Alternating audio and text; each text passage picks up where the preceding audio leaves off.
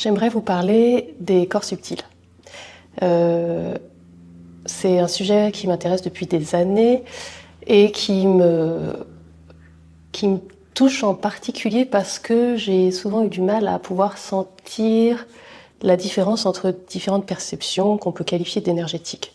Et je me disais, est-ce que ça c'est bien mon corps énergétique ou est-ce que c'est un autre corps? On parle du corps astral, on parle aussi de la conscience, on va parler de l'âme. Et selon les traditions, des fois on n'a pas les mêmes mots. Notamment en yoga, même en yoga justement, il y a différentes traditions. On va parler des koshas, les enveloppes, ou alors on va parler des plans de conscience. Et dans le tantra aussi, on va avoir des mots un peu différents des fois. Et voilà, donc selon les traditions, et je ne parle pas des autres traditions que celles de l'Inde, il y a toujours des termes différents, ou en tout cas même des fois des nombres de corps différents. Alors du coup je me dis mais de quoi on parle? Est-ce qu'on peut avoir un vocabulaire commun et combien il y a vraiment de corps?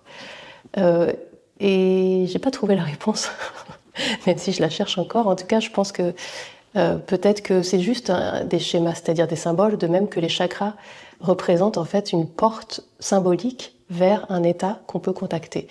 Et si les chakras par exemple sont dessinés symboliquement avec un triangle vers le haut ou vers le bas, avec une certaine couleur, eh bien c'est probablement qu'ils servent à nous aider à décrire ce qui peut être ressenti.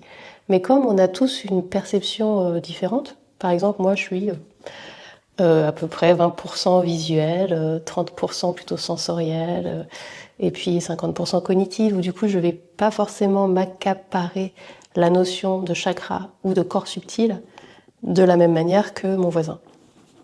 Et donc si moi dans un stage, dans une formation, je vais transmettre un mot pour parler d'un chakra ou d'un corps subtil ou d'un état de conscience, eh ben, il se peut que la personne ne capte pas parce qu'elle, elle va pas percevoir ce chakra ou elle va pas sentir ce corps d'énergie ou cet état de conscience. Donc tout notre travail avec Frédéric, c'est dans nos stages de pouvoir être le plus clair possible pour que tout le monde puisse s'y retrouver. Et donc le plus souvent possible, proposer des partages sur ce qui a pu être vécu, ce qui a pu être ressenti. Parce que plus on va pouvoir le nommer, plus on va pouvoir le clarifier et ça va devenir comme un vocabulaire, un langage qu'on va s'approprier. Et petit à petit, je vais pouvoir avoir mon propre descriptif de mes chakras, de mes corps subtils et de mes plans de conscience. Et je pourrais peut-être me retrouver facilement dans cette tradition parce que finalement elle résonne avec moi, ou dans telle autre tradition parce qu'elle va plus résonner avec ma perception. Et si c'est plus clair, alors je pourrais progresser, explorer plus en confiance parce que je vais franchir des marches petit à petit. On a vraiment avec Frédéric cette envie de proposer une progression.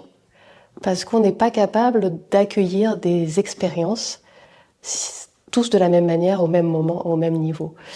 Des fois, des expériences peuvent être trop fortes. On va avoir une expérience d'extase ou de vibration énergétique qu'on ne va pas être en mesure d'accueillir parce qu'on n'est pas préparé à l'interpréter, par exemple.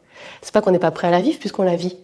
Mais on ne sait pas quoi en faire, parce qu'on ne l'a pas interprété, on n'a pas décodé notre vocabulaire énergétique ou notre vocabulaire d'état de conscience. Et donc, nos propositions, avec les partages qui suivent, vont permettre, en tout cas c'est notre souhait, et puis c'est aussi le retour qu'on a des stagiaires quand même, de pouvoir s'approprier petit à petit à son rythme. On est vraiment soucieux que chacun puisse avancer à son rythme. Et ceux qui sont prêts à vivre quelque chose de très transcendant, très extatique, super.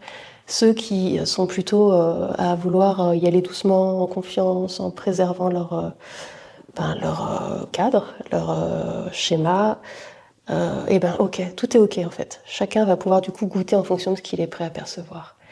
Et notre intention, il faut quand même toujours la rappeler, c'est de pouvoir goûter la beauté dans chaque petite chose, pas forcément chercher des choses immenses, très intenses, mais pouvoir les goûter dans des petites choses.